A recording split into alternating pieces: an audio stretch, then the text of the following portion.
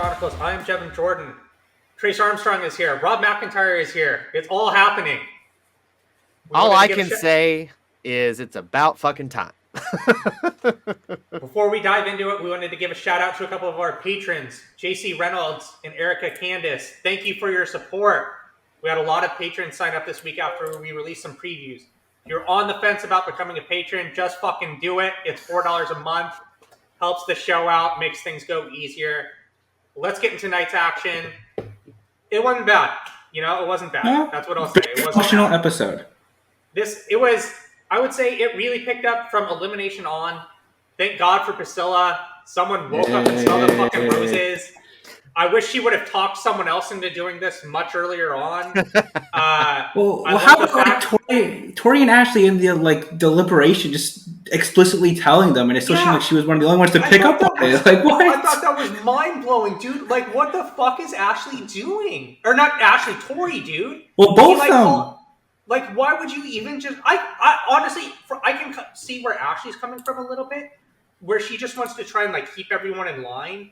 But Tori, why would you even bring it up? You know what I mean? Why would you call out that if someone picks a veteran pair, at that point everyone's in jeopardy? Why even bring it up? They're just bored, I guess. I really just don't. Yeah, man. It was so weird that they did that. I mean, again, it seemed like Priscilla was. It's hard to say because of how they move things around time wise, and it shouldn't be that hard to pick out, right? Dude, so I have this.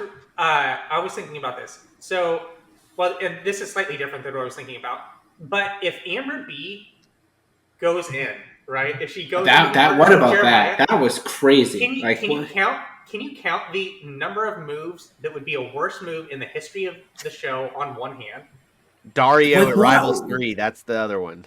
No, I don't even I think it would have. It would have to be the worst. If she just puts herself. I mean, Jordan on Free Agents, I guess would be the other one. She's in a good spot and no threat whatsoever.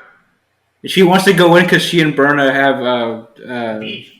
have creative differences, basically. I finally understand why the cast hates Amber B. I finally get it. I finally get it. Tonight we saw glimpses of why they're so annoyed with her. I think you really did.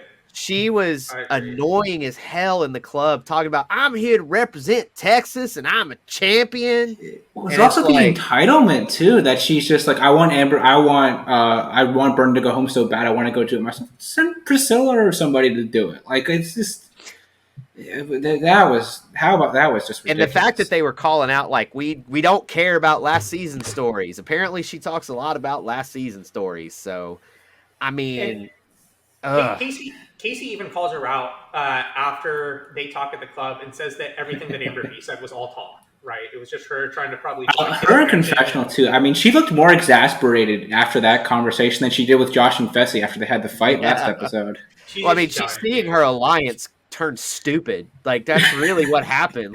With Fessy gone, she's forced to work with Amber B, and it's you're sloppy, chick. Was she just drinking and just feeling herself, you think? Or was this actually premeditated? I think that's what it was. And I think the next morning, and I think we heard some people say this, and the next morning she was probably oh fuck, what did I say last night? Yeah, very much so. If Casey is frustrated with you, you're doing something wrong. You know what I mean? She's is she the most stable person in the house? Is there if there's any person who you could have as a camp counselor working with 5-year-olds, it'd probably be her because she's been working with Josh, Fessy, and Amber for this whole time. She's used to dealing with the nonsense and keeping them on a level page.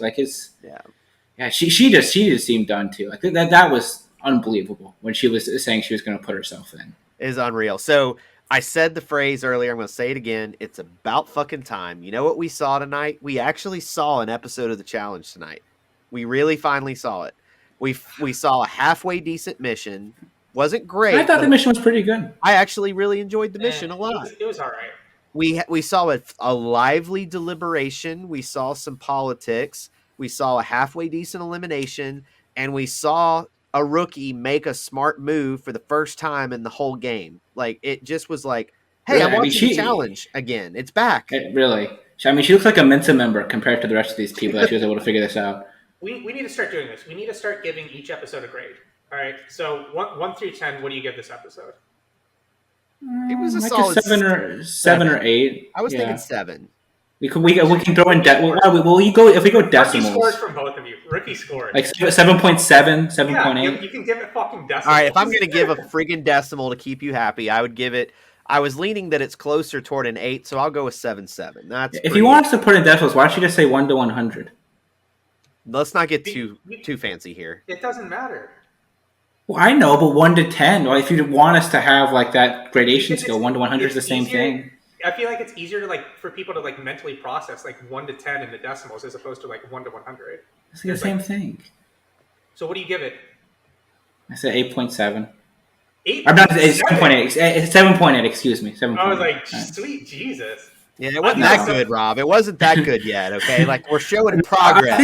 I think this is a very good bridge functional episode. It just moves. It keeps the stuff moving and just more fun stuff later. Yeah. I mean, Priscilla's the MVP for the season. Oh my gosh! So far, it has to be. It was like King Arthur pulling the sword out of the stone and waving it around in the air. Yeah. Honestly, the MVP of this episode was Huey's ass not allowing him to get up the pole to make this move possible. Dude, how that's the point. What? I had not noticed it, but the man has ass implants. The man literally has had Botox or ass implants, and it was impeding his progress. That's hilarious. That was hilarious. I mean, it's funny too because usually they'll make stuff up like that, and it seems like it's not it's not actually what got in the way. It really did seem like that was a big problem for him. His ass was keeping him from being able to balance on the top step because if you looked at the pole very closely, I can't believe I just used ass and pole in the same sentence, but go with me here. As you went up the pole, the footholds disappeared on the top step. There was a wooden block nailed into the top one.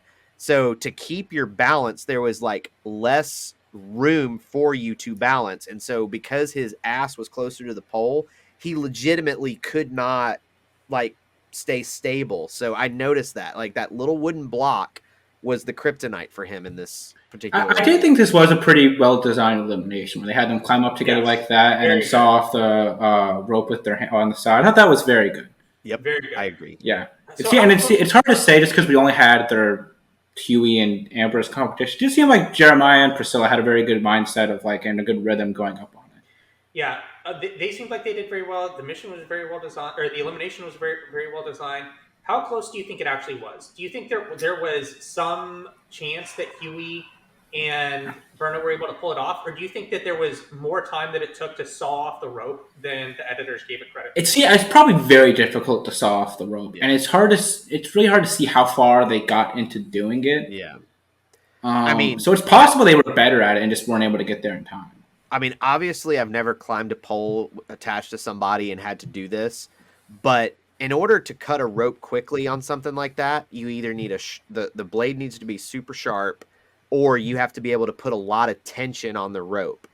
Yeah. Considering that you've got two people of unequal height trying to balance, there's no way they were getting the best tension on the rope at all times to do it quickly. So I actually think this was really difficult considering what they had to do up there. Yeah, no, I mean, this was a pretty decent episode. I'll say that. Yeah. I think with the mission, I would have preferred 2 heats instead of 3. Would be the only thing. I mean, you read my fucking mind. That was my big criticism. In my notes, I think I'm looking at it right now in bold. I wish they could have figured out a way to do this in 2 heats. It's just probably too much money, right? On the little cars. I don't think so. I don't think it's money. I think it's probably logistics, but figure it out. You can do it, especially when it comes to the overall quality of the show. Because guess how much in runtime that took? Oh, it was 24 minutes. It was a lot. It's 24 minutes or so, right? 32. 32. 32 is a lot. 32 minutes in runtime. All right, so I will say this about the elimination, or not the elimination, the daily. It didn't feel that long because I actually was engaged with what was happening because I was able to focus on 4 teams at a time versus 2. So it felt like they edited it well in that it might have taken up a lot of time, but it didn't feel like it drug like other ones have. Maybe I just have Stockholm syndrome from these earlier episodes, but this really didn't feel like 32 minutes. So I give them props for that. I will rip them where they deserve it. If you're going to do a 32-minute daily, it didn't feel like it was 32 minutes watching it. My only thing is that after Berna and Huey didn't win their heat, then it was just like, all right, Yeah. this is just potato. It's a waste of time. It was all the same. There was a moment I think it was during the mission where I thought to myself, I was like, man, what I would give for Huey to win this season somehow. Because like if like he wins this season, if he was able to win the season, like imagine what it would have taken for him to actually be able to do it and how A lot. entertaining that would be. You know what I mean? I think we say that, but I think it would be a meltdown of like just things happening like it'd be like a lot of Giants falling in unsatisfying fashion, like a lot of DQs and injuries, and He's just somebody's hand happened to hit somebody else, and then they're off for physical contact and stuff. Like The only way that I think Huey was winning this season is if somehow Laurel was on it and Laurel just put him on her back and carried him to the finish line. he's just not capable of it. He's just like too mentally unhinged. You know, like I That's don't part of think it. he can stay like focused long enough to be able to go from start to finish. So another thing about the mission was, what the fuck is CT doing? Like, why would you want to win this? I don't get this at all for him. Like, what's the point? Like, it's like what? I don't know. Like it just literally makes no sense to me whatsoever. Well, what's the issue in winning it? You just put a bigger target on your back. Everyone's like, man, look at CT. Dude, people, it's CT, man. People know it's CT. You don't want to make it any worse, though. You know what I mean? Like, I don't think it's any bigger target on his back, and he seems like he likes Emmy, so maybe he doesn't want to get taken by Berna again. I mean, if I'm CT, I'm looking at who was faster in the previous heats, and Josh and Ashley were the fastest, I think. So I don't necessarily know that I want to put the game in Josh's hands or Ashley's hands for that matter. I think that if I'm They're not. If a vet's I don't got to think so. win, I would rather it be me than Ashley and Josh at this point. I don't think they're shaking up the apple cart Yeah, at all. I don't I think so think that they are playing it as chalk as it gets. Like Ashley seemed furious when like the status quo was disrupted. She seemed like incensed. Oh, she was Like, not happy with it. They're like all saying Priscilla's getting thrown in now immediately. Josh, sorry about your luck, bud, but we're just not having it with her because she foiled our dastardly plan. Like it's. I mean, but they also told her to fucking do it in the deliberation. Like Tori, like gave her the keys to the kingdom, and then Ashley puts out like a warning. Like Is that really what we need? Is like I know we always complain about people like not knowing what they're doing and not knowing what's up. Do we just need more moronic gameplay to actually like have things happen? We need people Because the two biggest things for this episode are Tori / Ashley tipping off that Priscilla can just take a vet team, and then their plans are foiled. Here's the idea. She was going to do that regardless. Like the biggest thing from this episode was Priscilla making the right fucking move and like taking someone. I guess that's better impaired. That's the biggest move, and that's the smart move. And we haven't had anyone that was able to wake up and smell the fucking roses. The thing is, too, it seemed like she was almost like they only show us a certain amount, but it seemed like she was the only person who caught on to it too, even still. Yeah, like I mean, honestly, like I feel like it's the like end of some war movie right now, and like the soldiers are marching down the streets, and people are like throwing flowers on them. This is like Priscilla's walking down the street, and like I'm like reaching into the basket, like throwing it out. Like thank fucking God this is over. I mean, it really felt like with this Veterans Alliance, it was like winter is coming from Game of Thrones. We just keep hearing about this coming winter sometime in the future that took forever to actually, come about. Yeah. Well, it's definitely here now, and that trailer showed that shit's about to go down. So I'm in. Like at this point, they finally hooked me that we might have a good season on our hands because we still have one episode over halfway. So one more episode, we're halfway. If the second half of this season is blow away good, then they can successfully put a feather in their cap that, yeah, the first half was a little rough, but it led to some fireworks. So, I mean, at this point, how do these alliances start actually going after each other? Yeah, I don't know. It'll be interesting to see. So, yeah, what do we think happens next week? Right? Like, we saw some tension with Corey. Stuff with Corey. Someone was accusing him of working with Jeremiah in the mission. Yeah, well, we'll see where it goes. I still stand by that. I think CT. I think he's just too out there. Like I can't see somebody with his target level not having the guns turned on him pretty early. I don't know. It'll be interesting. Like, it really doesn't. Like, we haven't got. The issue is though that like we haven't gotten any hint whatsoever of who's in jeopardy from the veteran side, and I really wish from like a storytelling and like a narrative perspective, an editing perspective, they would just have started to plant the seeds a little bit. Like, give us some idea of what's going on within like that veteran faction of who's really in a good spot, who's on the fringes. Like, start to like lead us into that, because that's really what matters. Because we know that none of these rookies have a fucking chance. Like, that have gone home. You know what I mean? Like, there's no reason to like try and build them up. You know what I mean? They're completely inconsequential when it comes to the end of the game. Well, it's possible there just wasn't that much scheming going on to this point.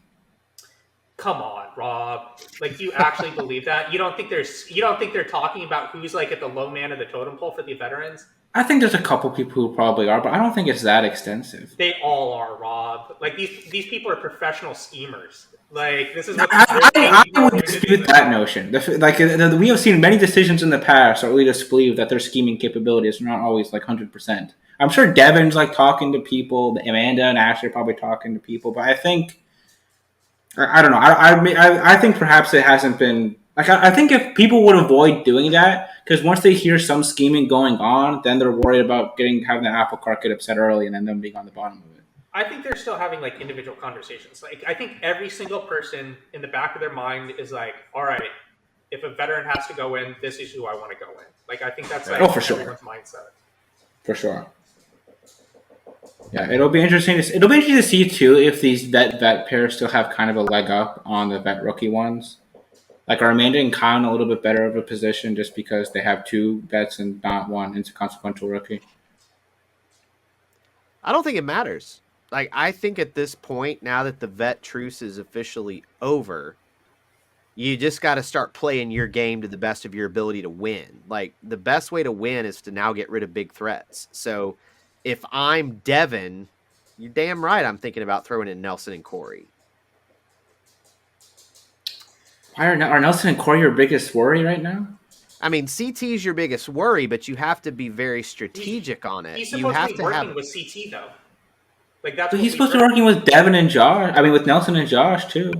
I don't know and if Kyle. you know that he's working with Nelson, Why do we think he's working with CT so much? because we've heard that in other podcasts that Kyle CT. Well, we've heard he's working with. alliance.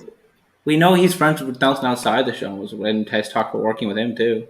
I don't know if we've heard it all. Like, I don't know if I've heard anywhere that he's working with Nelson.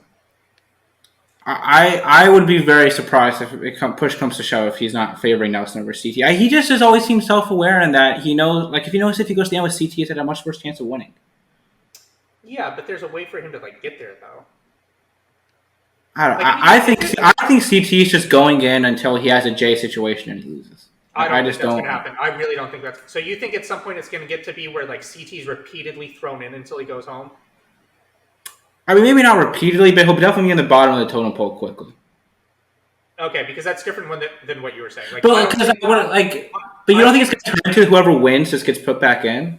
Like, somebody's on the bottom of the totem pole and that's it? I don't know. I would need to think about it. I don't think that that's going to happen to CT though, because CT is going to be strong enough to actually have the possibility that he wins a daily, right? And sure. Really, if he's able to do that, then that's one thing. And that's really like what we've historically seen happen on the show, right? The people that are strong and have the potential to win dailies, those are the ones that align together and form a strong coalition at the top. Like, throughout the history of the show, that's how we've seen it work. But that's a while ago, and we haven't seen many in a house vote season like this without skulls. I just think as a house you get together and, like, if you can pick one person to go on, the worst person or the best person, and you're just voting as a group, like, you're not going to be individually responsible for it, then just keep putting the best ones in. I don't think it's going to happen, Rob, because that's not going to happen. Everyone is ruled by fear. Like, we've been over this before. Like, it's been a while, but we've been over this. Everyone is ruled by fear, and everyone like won't vote for CT because they don't want to be the ones that fucking go in against him. You know what I mean? Like, no one wants to do that. So, like, unless they like know that like someone else is going to be the one that is like in line to go against him, I can't see it. Well, the thing is, usually you have a decent idea if you're safe or not from the person who's won the mission. Because, like, if Nelson knows if Corey wins, then he's going to be okay. He doesn't have to worry about CT coming back for him. Same thing with like if Ashley wins, Amanda knows she's fine. Like you have certain people who you're fine. You also people don't hide their targets that much on the challenge. Usually it's pretty open who they dislike in the house. So unless if you're that one or those one or two people, like I don't see why you wouldn't be. Like I think everybody else would just assume that they'll be okay and then voting in the bigger threats. So let's look down the line right now. Like who do we think is going in next week? Do we have any ideas? Do we have any guesses? So I mean, if I had to guess, there's going to be a rookie male in there. Like it's happening. So you're going to have a rookie male and a vet male. I think Jeremiah or is there any other rookie males left? You're saying a rookie male and rookie female as like the two picked? Yeah. Like there's going to I think there's going to be a rookie male for sure picked by the winner unless they make a power move. Yeah, I could see that. Unless they really start to go guns blazing, which I mean, this is the time to like pull some of these rookies to the side and be like, let's fucking go. Like, you know what I mean? Like, let's make something happen. Like, if you think you're at the bottom of the rookie, or excuse me, of the veteran alliance, like, why don't you do that? Yep. I mean, I don't know if it'll be CT yet. I'm trying to look at this list though and see who else it would be. At the same time, though, it might be too soon for that, right? It's still only episode 9. We have, 10 more episodes after that? Well, who do we think? Like, somebody has to go of the vets. Somebody has to be voted in. Who's Big T's partner? She's with Nelson. Who's Amber B's partner now? She's with Devin. Like, I think they're both fine. That's the thing that's funny with how this worked out because they were the two that seemed more on the outs, and now they're both with people that are connected enough. I'd be surprised if they're voted in. So, I mean, yeah, let's go down the list. So, Nelson's going to be fine. Kyle's going to be fine. Josh is going to be fine. Devin's fine. I mean, they put it out there. It really might be Corey. Because who's Corey's partner? Bettina? Yeah, like, I mean... Maybe... It doesn't seem like too many people are going to get hurt here. I know this. No, they're not going to care about her. It's all about him if he just has enough to stick around. I mean, here's the big question with Corey. Aside from Nelson, who's he really working with? Like, we haven't seen shit from him in terms of... Yeah, like, he's been friends with, like, Ashley and Tori in the past, but we haven't seen that much that they'd be that locked in right now. I mean, I think we can kind of say the same thing for Nelson, too, right? That, like... We assume that he's working with all of these people, but like the amount that we've actually seen on screen that like they're working together, like what have we seen? Yeah, but like you said, we haven't seen that much of certain factions of the vets working with other factions of the vets that much. Like we haven't seen Amanda and Ashley scheme together that much so far. Are we saying they're not working together? I'd be very surprised by that. We've seen some of it though. That's what I'm saying. Like I don't know if we. Amanda and Ashley when? At the very start of the season. The very start of the season when they were like outside of the like house. That's what I mean, though. Like, we haven't seen fucking jack shit from Nelson. Well, it's like they're actually like real friends outside of the show, though. It's still what they're telling you is like part of their story. Like, we haven't seen it. You know, like I know. I don't know. So I think that could be it. Like, I think that's a real easy like group for people to throw in and rally behind. And I feel like we probably. I think we may have even said that before. I think Ashley and Ed might be a bigger risk of going in than Corey and Bettina. I think Ashley should be like happy for that partnership too. Like, I mean, there's definitely worse partners that she could have gotten. Like, that's I mean, they'll be good, but she's not giving him any political leverage. Yeah, but like, how much? Yeah, but it's interesting that we say that though, because I don't think we thought that Tori was in a worse position than Ashley. At the same position as Ashley before they changed the partners, you know? I mean, I think in terms of just social standing, I would have thought she was better with Josh than now. Like, she would have been in a better spot with Josh than Tori would have been with Ed. Yeah. I think she'd be in more trouble than Corey. I still think CT might be the pick just because he's got Emmy. And, like, I know we've heard about him, Devin, and Kyle working. That's only 3 people. And then I just can't, like, if you're Nelson and Corey, like, Corey just lost a final to him. Nelson and Corey both lost a final to him earlier. Have we ever seen Corey and Nelson like pull off a really like savvy political move like that, where they like well, so we show- have. I mean, last season where they Cam was show- where they definitely the show ring. any foresight whatsoever. Well, so last season Cam was definitely the ringleader, but they were very much in with her on voting in West and CT and Ashley and Early. I mean, I think that's all Cam. I mean, it's very much majority Cam. Like I'm not disagreeing with that at all. I mean, Nelson pulled one over on Corey on Invasion when he got him and Shane to both pull the same way, and then he won the Bloodbath elimination. All right, what did we think of the nomination? That's definitely when the episode started to pick up, at least for me. I mean, quite frankly, I thought it was easily the best one of the season. Like, no question, right? And we had that. Just Huey and Ashley freaking out at each other because Huey voted for himself. I thought that was another highlight for me. Oh, and Kells, when Kells was dunking on Josh at the beginning of this season. I mean, that would definitely be number one for me, just to see somebody's political shenanigans get thrown back in their face like that. Okay. Yeah, but it definitely was interesting to sort of see where the house kind of fell on the Berna versus Amber debate. It seemed like more people were actually siding with Berna instead of Amber, which was interesting considering she was the bet in the discussion. Yeah, I mean, look, we kind of hinted at it earlier, but it's like I kind of understand why people don't like Amber in the house. Like, I don't know what the heck she was thinking. I know she was probably drinking and spouting off at the club, but I cannot fathom why in a non-skull season you would want to go in elimination. Like, what are you thinking? Like, obviously not thinking is the correct answer, but and then she gets in the deliberation and she was really annoying. So like I'm starting to get it. I'm really starting to track with this cast. I mean, I think something that was promising for me tonight is that at least Bettina and Priscilla showed moments that they were like somewhat competent, right? So when Amber B goes to speak with Bettina and talked about how she may want to go in the next day, Bettina was like, "You know what? I think that's really great of you." She like tries to talk a really great thing for you to do. And like how much she admires Amber B for wanting to do that. The ability to like understand when you're in a position where somebody can like take your spot in elimination and really pump them up to do that, I think is a really underrated challenge skill. Yeah. Like to really like, there's one that always sticks out to me on War of the Worlds 1. Georgia and West like make a like. Basically, just West sort of look. If I don't throw you in this week, don't throw me in next week, and they say it's fine. And Devon goes up to Georgia, and it's like West is like Rumpelstiltskin. If you make a deal with him, he will like take your baby or whatever.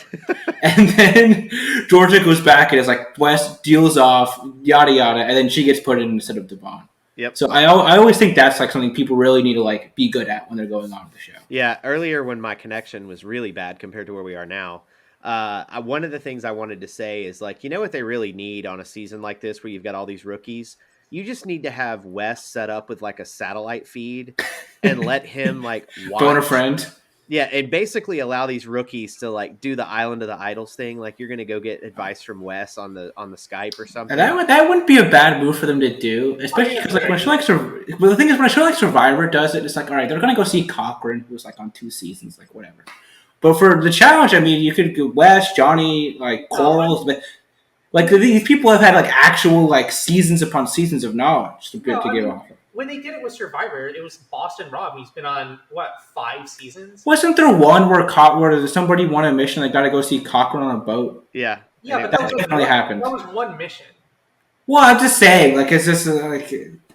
I don't know. I think that's a good idea. I think if they did it, that is a pretty good idea. If they did it with Johnny and Wes, I think that, like, especially in a season like this where it's all rookies, right? And like somehow, like maybe they could even set it up so that it's like guaranteed that the rookies get advice. They're able to like go and speak with them whenever. I think that would be really cool. Mm-hmm. Yeah, well, you could do it with. I also think that it'd be an interesting way to work in a veteran in an easy way into the show. Like you can just have Coral like Skype in and talk with them because it's just a Skype call. You can just throw her not what she's asking for a whole season, just some part of the budget to do that. Yeah, I think that's a very good idea, Trace. I mean, why wouldn't you? Because it allows you to bring back older cast members. They're able to be a part of the show without going on location. And all you need to do is email them a few clips from the last few days. Like they have the raw footage. It's all digitized. So just say, Here's 30 minutes of footage. Watch it and talk to this rookie. Okay, here's $5,000. Done. Like if you just even saw in the previews for next week that somehow Coral and Timmy were involved, like how pumped would you be for next week's episode? DEFCON 5. Yeah. Right? Yes, completely. And that's why I'm like, they will never do it because it's too good of an idea. I think they might buy into something like that, Trace. Like I could see, especially because Wes is saying now he's not going to be able to come back and do a season, even though he seems like he's in great shape. Right He now. really does. I know that he's got a lot of exciting opportunities outside of the challenge that are probably paying him more money long term, which is why he's not doing the show. But like, he looks like he's in the best shape of his life. We just need Johnny to keep flaunting his like 7 rings in front of his face, and so Wes can get that hunger to come back and get one. Because he's only one of those guys who hasn't come back and gotten one now. Yeah, well, now that Johnny's single, you never know. I think he might be back sooner than we think. I mean, maybe so. He's still got a bunch of other stuff going on, though. Yeah. Yeah. But either way. So something else interesting going on earlier. Do you think this Emmanuel Torrey thing is going to turn into something? Because they've really been pumping this up. Otherwise, they wouldn't show it to us. It's definitely going to turn into something. Well, but you think by turning into something, is it just going to be them hooking up, or is it going to actually be like a house-wide thing? What do you mean house-wide? Oh, they're hooking up. That's all this is. I mean, is Torrey going to protect Emmanuel now, and then they're having he's like. Not. I mean, Emmanuel, it's so funny based on his haircut and everything in the last. I was saying this. He's like when mom tells you have Jordan at home. That's Emmanuel.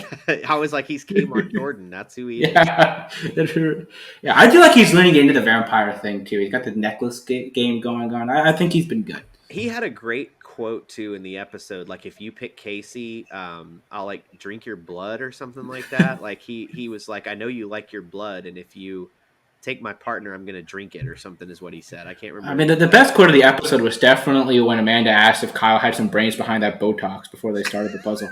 That was pretty good. That had to be cracking up. Dude, I thought there was that really good moment too when they were doing the puzzle. And Corey talked about how funny was that? But Corey talked about how he was just going to let Bettina take care of it. Yeah. And Bettina said she heard a rumor that Corey wasn't very good at puzzles, which is the understatement of the century. And I loved how Bettina threw it together real quick and was like, check! And TJ was not even close. Yeah. You know what though? That was a smart move on her part though. If Corey's that bad at puzzles, you're better off just throwing shit on there and seeing if you get lucky. I mean, it really is. I always wonder who's checking the puzzle? It's not just TJ, right? No, there's another producer. There's got to be a PA there. You know, I think that I know that we don't want to try to mix Survivor and the challenge too much here, but after seeing that long shot of how many people are on location shooting Survivor, you would imagine there's 10 or 20 other people there between cameramen, producers. Imagine how many people it takes to get that yacht they had for the mission. Yeah, true. Or how many people to rig it? You've got riggers, you've got production people, you've got audio people, you've got cameramen. There's a lot of people that you can't see on screen. So there's TJ's he's just looking at a judge and waiting for a nod or a shake of the head. There's no way. What was the point of the yacht in the mission? It kept confusing me that it was there. Pretty much nothing. It was just there, right? They didn't even go on it. There's literally no point of the yacht. How much did it cost? Maybe that's where TJ's staying for the length of the show. Rob, you could probably get that for way cheaper than you think. It's they just needed it for if they didn't do it for anything, because they paid more than $5 for it, I'd say it's a waste of money. Dude, they didn't even need to go on the yacht at any point in time. No, it was just there. It was literally there so that they had to climb up. That's it. So you brought up Survivor. I got a message from my friend who got into the challenge as of War of the Worlds 2 and has been super into the show. And this week he texts me and says that he's watching Survivor when the challenge is on instead of the challenge. Mm-hmm. How many people do we think this is happening to? Well, you know what's really interesting? And he hasn't watched Survivor, he said, in years.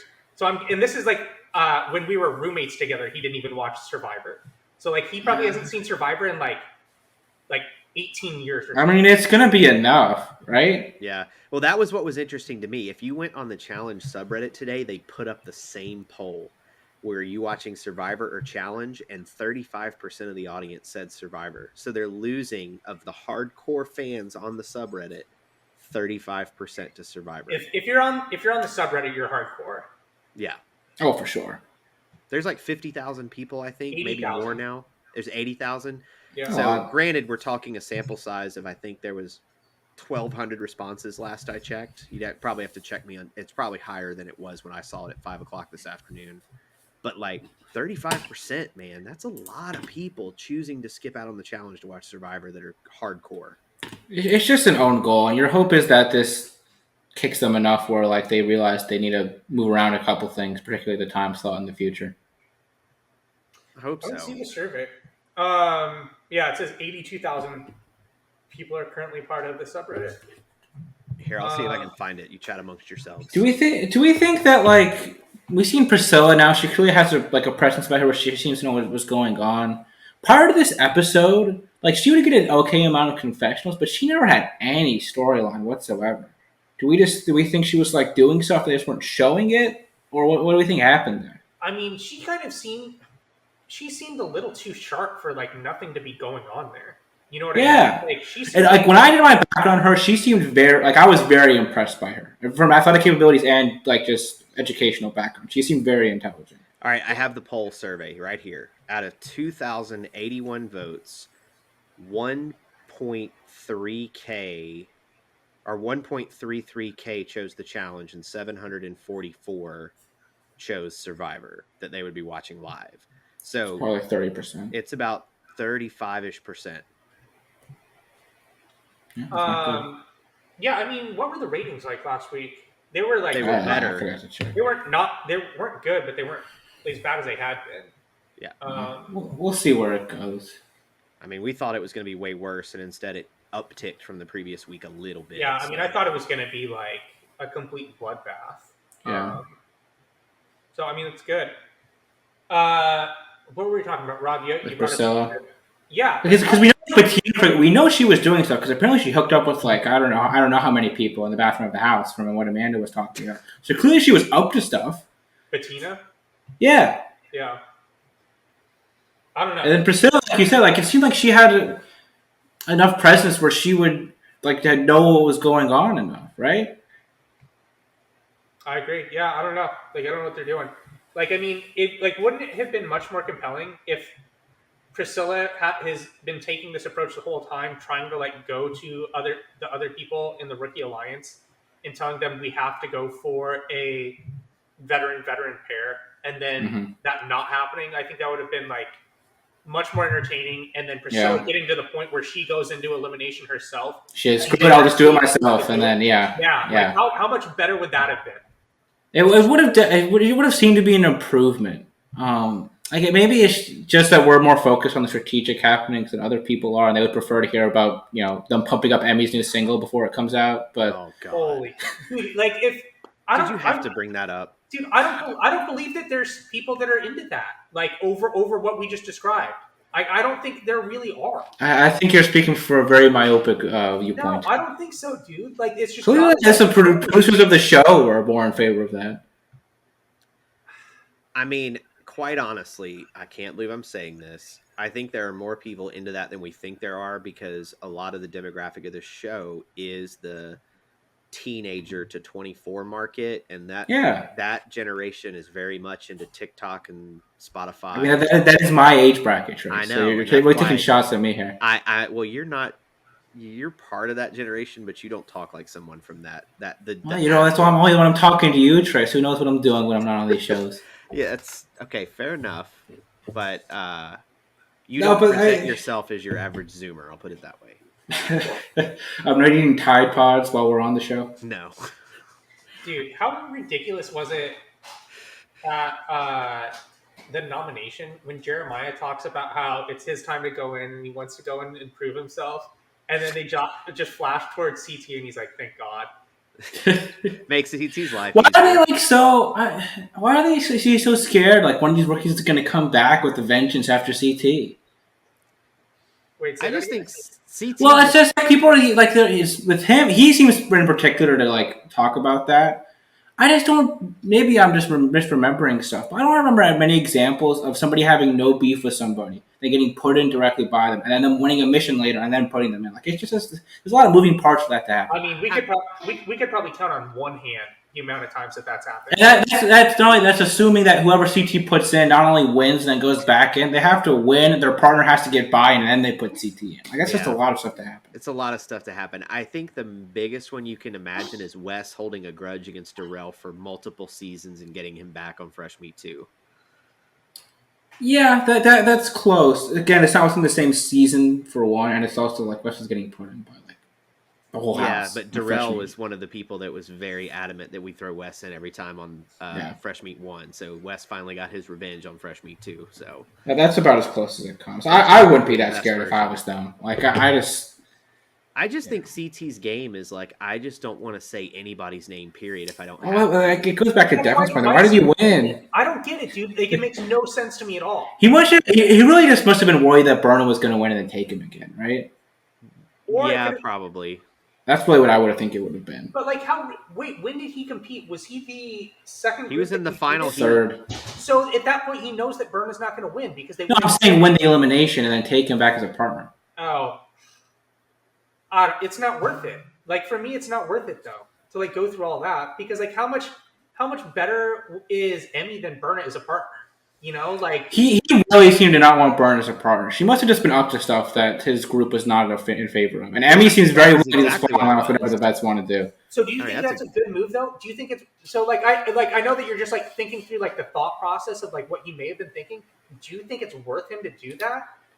I mean, it's hard to say because I don't know how bad Berna's standing was and how good Emmy's was. Like, I mean, Amber was willing to put herself in to take Berna out. But think about all that has to happen. So, like, Berna then has to win elimination. Well, she's going in with Huey. You know, like, what are her real odds to like be able to win this? I mean, 30%. And then, like, you really think that she's going to take? I think she would have taken it. You don't think she wants to stick it to Emmy when she wins the elimination? As opposed to Nelson? Yeah, for sure. I think she would have taken CT just to stick it to Emmy. It just doesn't, for me, it doesn't seem like it's worth it. Like, it doesn't seem like it's worth it at all. I can see both sides of it. It's just, he really seems to like, because remember, he was really he was really happy to get picked by Big T at the beginning of last season. And it did seem like that worked for him for the most part to kind of just skate by things and stay more outside of the scope of what was going on. So he likes having the partner who is just kind of more happy-go-lucky, willing to go along with things, isn't causing mischief. Mm-hmm. If he wins this season, will you be of the belief that no one on the show knows what they're doing? I mean, how does he win? What do you like? I mean, who can beat him in elimination right now? I'm saying, how does he win this in terms of like, if CT's able to just waltz to the final again? Yeah, I'd be very curious about what's going on. Yeah. Like if CT goes the rest of the season, and unless if he goes on some mission run, is never like put into elimination. Then yeah. So the thing is though that even if he goes on a mission run, that's still their fault. They just had they had 9 episodes to get rid of him. No, I can see why they held off their guns. Like the odds are very slim on him actually doing that. On him doing what? A mission run like that, just winning all the rest of these missions. I know, that's what I mean though. Still, so now is their chance. You know, they still have a chance now. And if they don't do it, like, what are they doing? That's what I can't wrap my head around them not just putting him in consistently. I know, that's what I'm saying though. I think they should, but I don't think they will. You know, I don't think they will either. Why? Because they're morons. No. but they were able to keep this Veterans Alliance together at least. Because Nelson is the mastermind. That's why.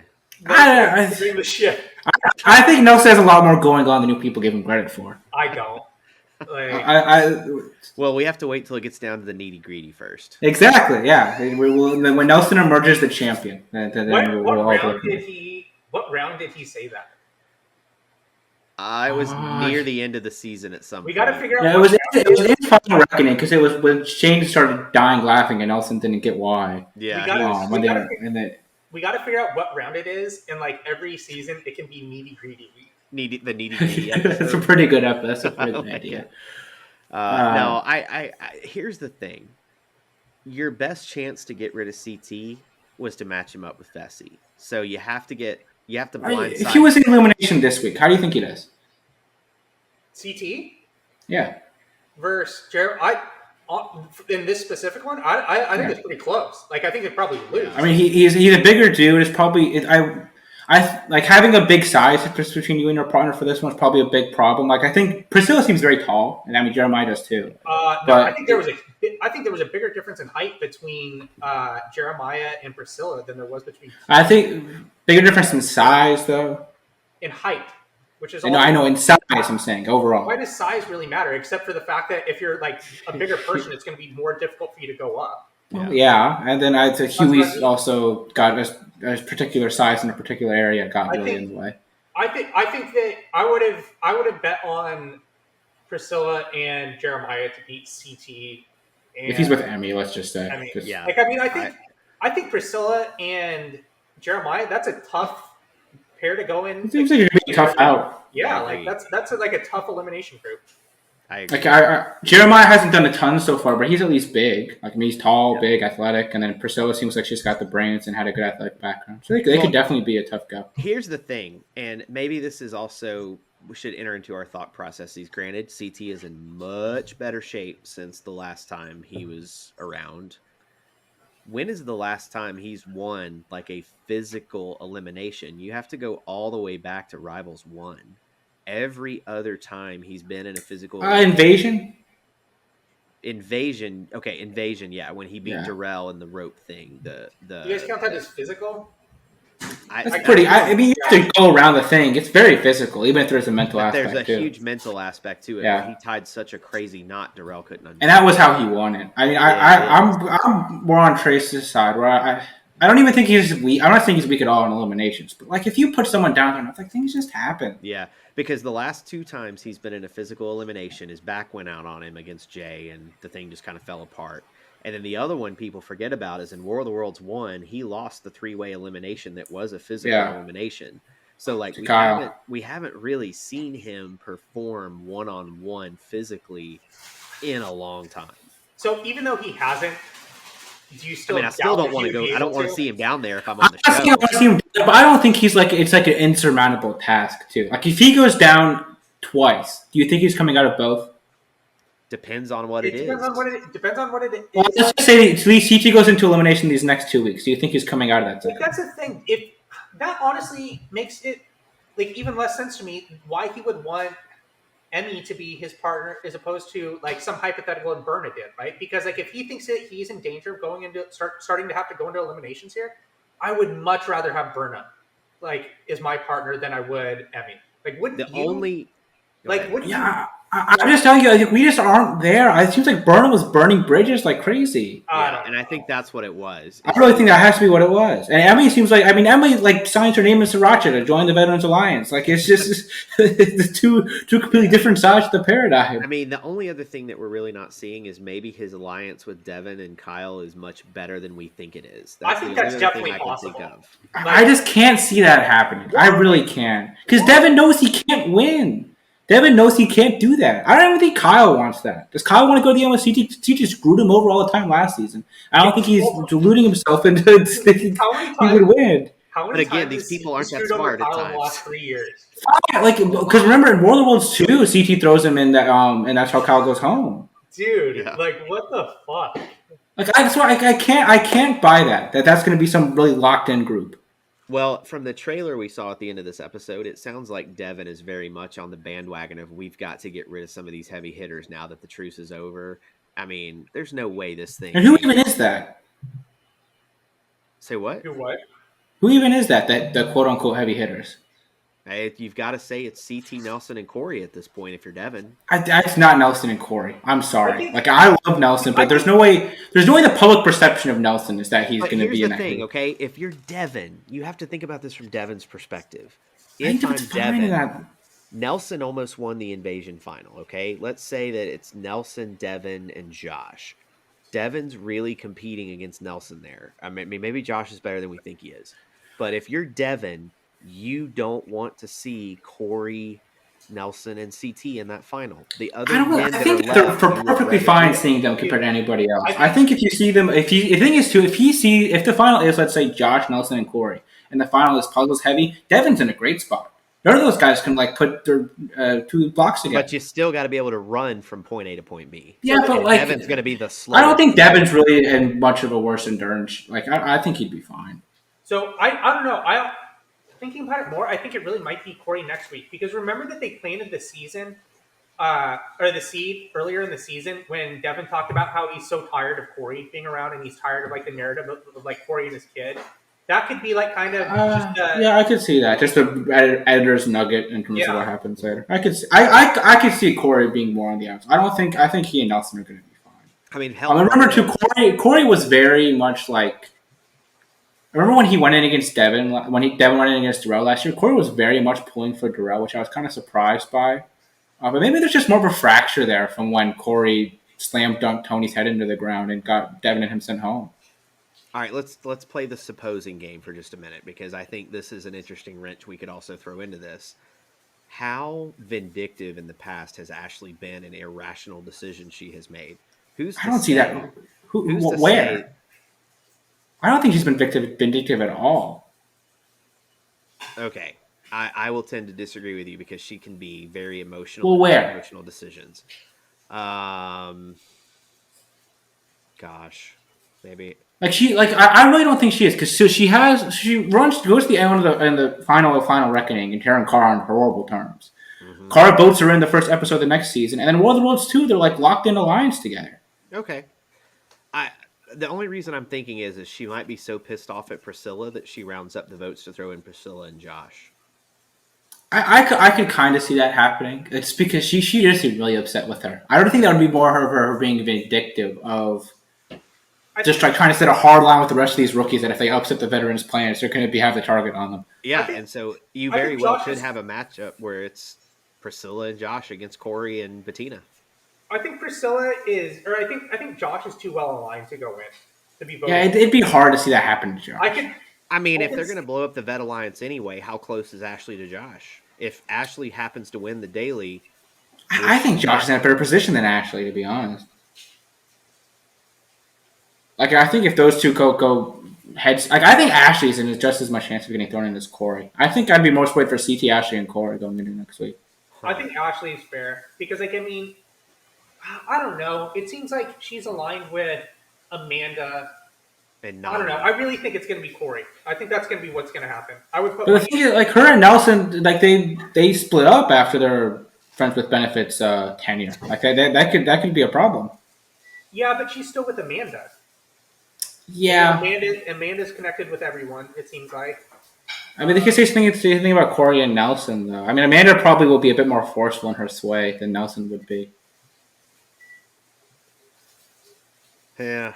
I just, again, I think CT's just such the obvious pick. Maybe it's not next week, but I can't see him going through these next couple episodes without getting put in. That would just be crazy to me. I guess we'll just have to wait and see. I hate to be like that definitive about it, but it really is. Like, I think at this point we just have to see. I think what move is made next week will drive a lot of where this starts to smoke. Is there any way that there could be another rookie team created from here? There definitely is, right? There is a way it could happen. The rookies it has to be a situation where a vet stills a vet partner forcing two the vets would have to coordinate if they win who they pick, and it could happen. Yes, because it could have even happened tonight, right? If Jeremiah would have taken someone from a veteran pair too, right? And two veterans were taken, wouldn't it? I think there would have just been there's another veteran pair, but there's no. I think rookie Priscilla's pair, right? move made that impossible at that point. Yeah. Because she made it so a veteran was loose, and then the only thing would have been if he took a rookie, like unless that happens, which I don't think they're that dumb. No, the only way it could have happened is if somehow if Jeremiah took Casey, and then Priscilla took another male that was connected to a female rookie, and then it would have played together that way. So that's the only way it would have happened is if she took if Jeremiah took Casey. We haven't talked about this yet. So what do we think about the choices by Jeremiah and Priscilla? What do we think of Priscilla's choice? Do we think? I think Josh is a good pick because he does seem. So her options in that situation would have been Josh, Devin, and Kyle, right? Yep. I think any of the three are fine. I guess it would have been a little bit Devin over Josh, but I think it's kind of like as long as they're both very connected. Yeah, I think all three of them are connected. All three are good choices. I don't think she could have gone wrong. Yeah. So what do we think about Jeremiah picking Tori then? How connected do we think Tori is? We haven't really brought her name up at all for who could go in next week. But I don't. With Anissa gone, like I don't know. I think Jeremiah realizes his best chance to not get thrown in elimination moving forward is to win daily missions. So his best bet is to pick who he thinks is the strongest female for daily missions. That's because it's between him and Emmanuel too for several rookie guys going to be picked. Yeah. So Tori is definitely. I think Tori is definitely live to go in. I think that's a good observation. Yeah. Because her biggest connection is no longer in the game. Who else? And after that, like she's friends with Devin, but they've also been like Devin certainly hasn't hesitated to kick her under the bus before. He's not going to stick his neck out. No, I can't see that. They're friends, but their friendship only goes so far. Yeah, I like her and Nani like worked together, but that was only back in World of Worlds 2. They really haven't been that aligned since then. And that really seemed like more of a matter of circumstance than anything. I mean, quite frankly, I think Tori's biggest ally at this point is probably Josh and Ashley. That's probably who she's closest to. I don't even know if she's that good with Ashley. She and Ashley have been pretty opposed, pretty like they haven't been. I mean, her biggest ally right now is probably Emmanuel, to be honest. I don't think he's given her much leeway, though. But he has almost no pull. I mean, he's got Casey as his partner, but aside from that, he ain't making any moves. Yeah, I think she could, and I've been very favorable for odds so far, and I still would be, but I think she could be live to go in pretty soon too. Yeah, I think Tori. people overrate Tori's significance in this game, like in every season so far. You know, she had a great showing on Dirty 30, but since then, I mean, she's never even really sniffed a final other than World of Worlds 2 where she made it. But aside from that, she's not been like this political giant or definitely not that. I just think she has a specific skill set that leads to I think she's as good just physically strength. I think she's maybe the strongest girl in the house. Who would you say? And then she's also a pretty good natural athlete. And I also think she's been actually pretty decent in finals that she's been in. You think that she's the best physical competitor of the girls in the house? If there was a hall war between all the girls in the house, I'd pick her to win all of them. I'm just talking about overall competitor. Like overall competitor, who do you think is the best in the house for the girls? No, I think Casey's a better overall physical competitor. I was just thinking physical Casey. Okay. No, we're on the same page. I was thinking in terms of just a strength headbanger elimination. I think she beats all the girls in the house. Casey played football though. And how much bigger is I don't even really know who's bigger. Tori seems like she's bigger, but I would be because I remember we looked into this and Casey was a lot taller than we thought she was. Yeah. No, she is taller than I give her credit, but I think she's just thinner. Yeah. I mean, I think the more I see of Casey, the more I am classifying her as a female bananas without the scheming. She's not awesome at any one thing, but she's not terrible at any one thing either. I don't know. I think, dude, she's really set up good here. She's got a lot of good relationships, especially now that the Big Brother Alliance has come back together with Josh and Amber B. And she's got Nani. Yeah, and Nani's connected with the rest of the women. And Nani's connected with her partner too. Her partner Logan, we've not heard 3 words from that dude this whole season. Well, yeah, he only had one confession, and we didn't even talk about him. He's another rookie guy who could go in. I completely forgot about him. You know what? I keep forgetting he's there because he gets no airtime. He gets with these rookies, it really is crazy. This episode, all of a sudden, Priscilla and Jeremiah are getting airtime. It's whoa, what's going to happen at the end of this one? Yeah, because Logan hasn't even gone in yet either, has he? No, he went in and beat Gobble. He went in. Okay, so I mean that's a wild card that I didn't even consider. Completely forgot about him. Wow. Man, if Priscilla chooses a different partner, Jeremiah could have chosen Casey or Nani and made a rookie pair. So there's still some options. You'd have to be real. They're not that dumb, right? Well, Priscilla is not that dumb. Well, no, also helped that Tori and Ashley. Priscilla's my hero. It really is. We need. I was thinking about getting a Drew Lock poster to put on the wall behind me while we did shows. We might have to switch to a Priscilla one now, at least for these next couple of weeks. I will laugh my balls off, Rob, if you show up in a Drew Lock jersey one week. If I send you a Drew Lock jersey, Devin, would you wear it? You could probably get it on eBay for $3 right now. We'd burn it live on the podcast. I wanted to get you that Drew Lock Missouri jersey. I don't even know. Here, I'm actually curious. We're off the rails. I'm going to see how much is a Drew Lock jersey. Dude, you could get one on offer up for I bet $20. If all the girls in the house ran a final right now, who do you think would win? That's a good question. I think Ashley, Amanda, Casey, those are the contenders. Not Tori. No. I take Why? those three. I can hook you Because up with she a doesn't Drew seem to Lock have the jersey for endurance. $25. She's been pretty good running in finals before. She seems like she's not in as good of like endurance shape this season. I don't think so. You agree with me? No, I don't think so. Like I think she'd be fine. Dude, like have you just seen what she looks like physically? She doesn't seem like she's in good of endurance shape. I'm not comfortable projecting that. Like I just don't. I think that you're just really like hypothesizing versus the results we've had so far. No, dude, that's insane. Like I just don't think that she's shown anything to be below that tier. like she's not as good in puzzles as the rest of them. That's her big hole. That is. Like I just think all around, like those two different components, the two main components of the finals. Like I don't think she's as good as the rest of that group. Yeah, her in puzzles is weird. I maybe sure that's just that kills her. I just actually been pretty impressed with her in finals before, and I think in terms of like carrying stuff and moving it around, which is also a decent part of some finals. I think she's better than all the rest of them at that. Maybe it is just the puzzles killer. Yeah. Okay. Do we want to start moving into power rankings?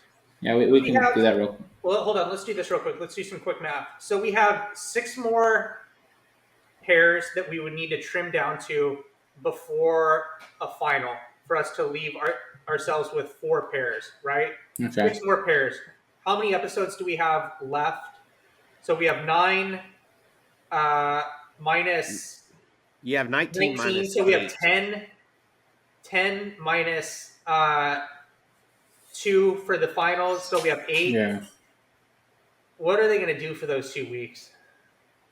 Probably individual eliminations. Whatever. I mean, they could do. They could stretch 2 episodes. They could do 6 in the final. I really haven't done that in a while, but they could always go back to that. So I wouldn't be opposed to that. I would be in favor of that. I think. There's that. They could just chalk on individuals. We could have some more cliffhangers. I know Devin's favorite option. I think you're going to get more cliffhangers, personally. I think that's definitely on the table. Cliffhangers? Like no one enjoys cliffhangers. The producers, so they can get more episodes out of this season. Yeah, the people that get paid for it. Yeah, people get run more commercials. That's really what it is. All right, let's do power rankings. Okay. Where are we? Oh, we didn't even bring up Amber B for who to run a final too, Devin. I know she can't do puzzles, but she definitely seems like she could run. Yeah, that's a really good point. And I think we just don't she's just probably not going to get there because of her circumstances. But she seems like she's got. I have a feeling if there is a woman that's going to get thrown in repeatedly, it's going to be Amber B. Like I would put her under that tier, but I would probably put her in line with Tori. Okay. To be honest, like I think she's probably right there. Because why do you have Amanda so locked in there? It's funny. I feel like you and I have almost flipped on Amanda since the start of this season. Locked in for her to make it, or for her to? No, just that she's with Ashley and Casey at the top of that group. Like just like puzzle ability, isn't she really good at puzzles? She is very good at puzzles. I think she's probably best of all the girls, maybe best of everybody in the house at puzzles. I mean, we didn't talk about it, but Ashley crushed it this episode in the puzzle in the mission. Yeah, she did. Because they were in last place. Her and Josh were in last place. Josh was very incompetent on the water part of this mission. Like she was like the self-proclaimed puzzle master after they won, wasn't she? She'd had that title previously, but I think this allowed her to retain it. But that's what I mean. So like I would say that those two are like elite, right? And they're like good enough when it comes to endurance that I think that they would have to be the favorite. I would almost put Casey. I think that honestly may be what it is. And those two I think would be the favorite, and then like Casey, Tori, and Amber B would be a tier below. Okay, I could buy that a little bit more. That those would be the top 2. I mean, Amanda, we just haven't seen her have to run that long of a distance before. Actually, we have. Well, she wasn't in the final Reckoning. Weren't there any things in Final Reckoning where they had to go? No, it was Final Reckoning. What am I? They didn't even have a mini final Reckoning really. We've never seen her have to do anything like long distance. Well, that's what I'm like. The closest, no, because she didn't do that elimination. I mean, really, no. Let's see. In War of the Worlds 1, she has like the tires running thing where she's paired with Josh. It's terrible. There really isn't. I'd love to go back and look at it, but I'm trying to think through my head now of where it could be from. But I don't think she hasn't had to run that much. All right, Trace, you're up. All right, I don't know that mine's changing from last week, but I mean, as I see it right now, I'm gonna go CT Nelson.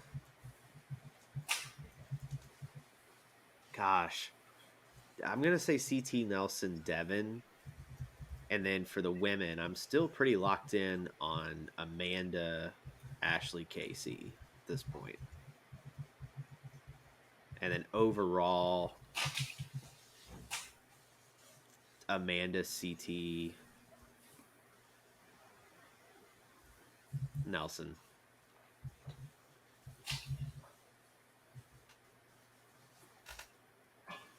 Say it again. Amanda Nelson CT. Yeah, no, Amanda No, CT Nelson. yeah, I mean, What? I mean, I know we haven't really Say it discussed again? this a Hold whole on. lot. CT Nelson is what he Okay. said. Amanda CT Nelson. It's so bizarre to me because like I don't think we've seen this in a couple seasons. Like it feels like Amanda's untouchable right now. Like there's just Yeah. not even a whisper that this girl is gonna go in. Like Well, we haven't seen me whisper any of these vets are going to go. Yeah. We haven't had to yet. I but agree. of like of the people, unless she just has one of those epic meltdown nights where she just loses her mind and everybody gets pissed off. I mean, I just don't. She seems of the women the most connected. I mean, she's usually pretty good about getting in a good political position. We have seen whispers though, so that's not necessarily true. And it's funny because the people that we hear whispers about, we almost don't consider them veterans, right? Like Amber B. and Big Yeah. T, right? Yeah. And now Corey from the preview. But I mean, look, that's just a preview. That could have been anything. I mean, think at I'm this buying point, it. I think it's going to be, if we had to bet, I think it's one of the three that we brought up, right? It's going to be Corey, it's going to be Tori, or it's going to be Ashley. I think Not CT. I don't think I don't CT's see lying. it I yet. would like bet money on it. Like what could we work out here? Like you think he's I don't think he's a 50%, but I would think he's. I don't know, would you give me like what 1 to 7 odds that he goes? what's the implied probability on that? That's 1 really divided by high. 8. So that means there's a 12% chance that he goes in, and there are 1, 2, 3, 4, 5, 6, 7, 8, 9, 10. I mean, Rob, that's only like slightly. Why would you do that? That's only like slightly better than like even chance. Well, I don't know. I'm just guessing things right now. All right. I mean, yeah, if you want to do it. Well, so If you're that, if you really think CT's going in next week, man, I'll take that bet. No, like Rob, you don't want to do well, that. I'm just thinking through things out loud here. I'll have to. That's terrible. I'll run the numbers off air, then we'll get to. I don't know. You always get mad at me for the other odds I put out. Oh, I'm just saying, like I'm sticking up for you here. This isn't a Well, good why don't you put out the odds then, Devin? Devin's like, do you just want to hand me money? Like, is that really what you want to do here? There's still a lot of people left. You know what I mean? No, I know. All right, let's get through these real quick. We gotta get out of here. Yeah. All right, so we're gonna end up finishing the same time that we normally do, and we started like way earlier. Yeah, I know. Well, I had 25 minutes of technical issues instead of Rob for a change, so you know. So I'll go Nelson, Devin, and Manuel for the guys. I'll go Tori, Nani, Casey for the women. I feel a little bit better about I think Amber B. I would have a little bit better than I would have before. Same, and then I think I'm back. It's funny I'm the lowest on Amanda out of the three of us. Say the women again. Tori, Nani, Casey. Then I'll go Nelson, Tori, Nani. What's the logic behind Tori? I don't get it. Like, I just think from what we've seen so far, I'd have her in the best. Not in the best political position. I have her in the best spot to win. Maybe I just think she's better in the finals than you guys. You just think so? You're saying from like the edit that we've seen, you think that's most of it, yeah. Okay. No, I think that's perfectly reasonable. Yeah. If you said that, but like if we were just going off of like position in the house, no. But if you're saying no, I don't even think she's in a great social position right now. I think she could be in a couple of times. No, I think that's totally fine. And then overall, who did you have? I had Nelson, Tori, Nani.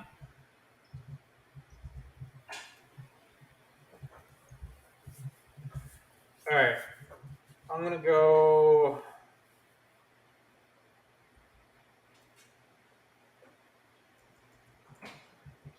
For the women, I'm gonna just keep it the same.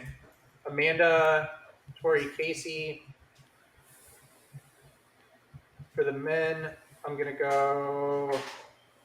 keep it exactly the same. Men, I'm going to go Nelson, Devin, Kyle. And then overall, I'm going to go Amanda, Tori, Nelson. All right. Rob. Me? Yep. Oh, you want fantasy stats real quick? Shoot, I was literally in the process of updating these, Trace. For those of you listening, before we got on, I was like, hey, we haven't updated people on who's of the three of us from our draft, how we're doing in fantasy. And so I thought these numbers were going to be ready. So. We're on a lot of different types of fantasy content real quick. I'll roll through these real quick. So the top, what's that? Rob's like the student in school who just got like called on by the teacher. Yeah, I thought with the technical difficulties, we would have scratched this for next week. So we've got the overall like leaders. Fessie's like got the most points by far of anybody in the house. Then Josh, Huey, and Tori. I don't have exact numbers, Trace, because I'm literally in the process of uploading them right now. So Sure. the system has them. I mean, where were we as of last week? Do you know? I didn't have ours put in for our team yet, but Okay. Let's just we're all pro. We'll do this next time. Yeah, we'll get it next time. All right. So obviously, thank you for everyone for all the new patrons that we had signed up. We mentioned it at the top of the show, but we had a bunch join after we sent out all those previews. So thank you for joining. What else do we have to say? You can still get your shirt off my back shirt at bigdubdiesel.com along with the rest of our merch. Thanks for the people that have bought. It's appreciated. We don't get a whole lot from those, but it's just fun to see those get bought and see them circulating. So thanks a lot to those of you that have bought. If we get 5 5-star Apple Podcast reviews with comments between now and the next recap episode, Rob will sing America the Beautiful live. I am not adhering to any. Pandemic can make his own promises if he chooses to. So if we get 5, you get to hear it.